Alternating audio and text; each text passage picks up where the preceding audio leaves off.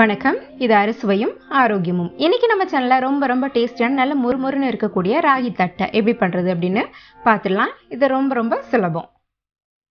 இதை பண்றதுக்கு நான் 150 கிராம் அளவுக்கு கேழ்வரகு மாவு எடுத்திருக்கேன். இதை நல்லா சலிச்சிட்டு எடுத்துக்கோங்க. இது கூடவே 2 டேபிள் ஸ்பூன் அளவுக்கு அரிசி மாவையும் சேர்த்துக்கலாம். இது கூட சின்ன சைஸ்ல இருக்கக்கூடிய ஒரு வெங்காயத்தை பொடியாக கட் பண்ணி சேர்த்துருக்கேன். 2 டேபிள் ஸ்பூன் அளவுக்கு கடலைப்பருப்பு. இதை ஒரு 1.5 மணி நேரம் தண்ணியில் ஊற வச்சு தண்ணி இல்லாமல் காய வச்சு எடுத்துக்கோங்க, ஒரு அரை மணி நேரம் போல். இப்போ இது கூடவே ஒரு 2 கொத்து கருவேப்பிலையை பொடியாக கட் பண்ணி சேர்த்துக்கோங்க. 2 பச்சை மிளகாயும் பொடியாக கட் பண்ணி சேர்த்துக்கலாம். 1/4 டீஸ்பூன் அளவுக்கு பெருங்காயத்தூள், அப்புறம் இதுக்கு தேவையான அளவு உப்பையும் சேர்த்துக்கலாம். ஒரு அரை ஸ்பூன் அளவுக்கு உப்பு சேர்த்துக்கோங்க. இப்போ இது கூட ஒரு டேபிள் ஸ்பூன் அளவுக்கு கொஞ்சம் சூடான எண்ணெயை சேர்த்துக்கலாம். சேர்த்துட்டு இதை நல்லா கலந்து விட்டுருங்க.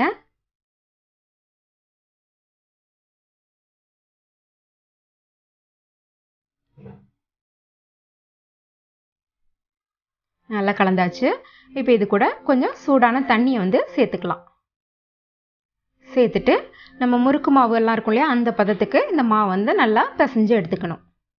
கொஞ்சம் கொஞ்சமாக தண்ணியை சேர்த்து தேவையான பதம் வர வரைக்கும் ரெடி பண்ணிக்கோங்க. பாருங்கள், மாவு ரெடி ஆகிடுச்சு. இந்த மாதிரி இருக்கணும். இப்போ கையில் கொஞ்சமாக எண்ணெய் தேய்ச்சிட்டு கொஞ்சமாக மாவு எடுத்து அதை நல்லா உருட்டிக்கலாம்.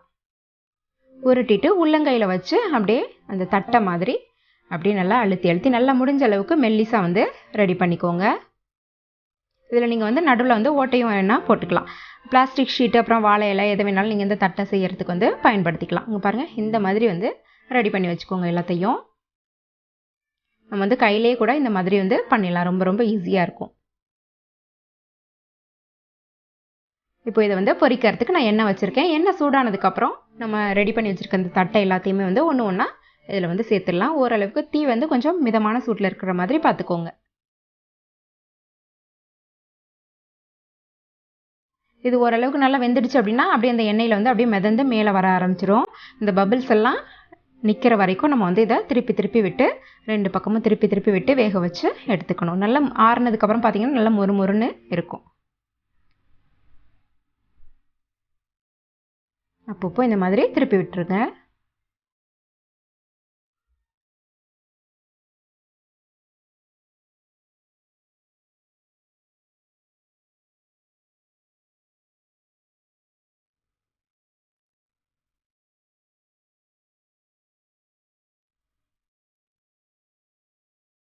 இப்போ பபிள்ஸ் எல்லாம் ஓரளவுக்கு கம்மியாயிடுச்சு.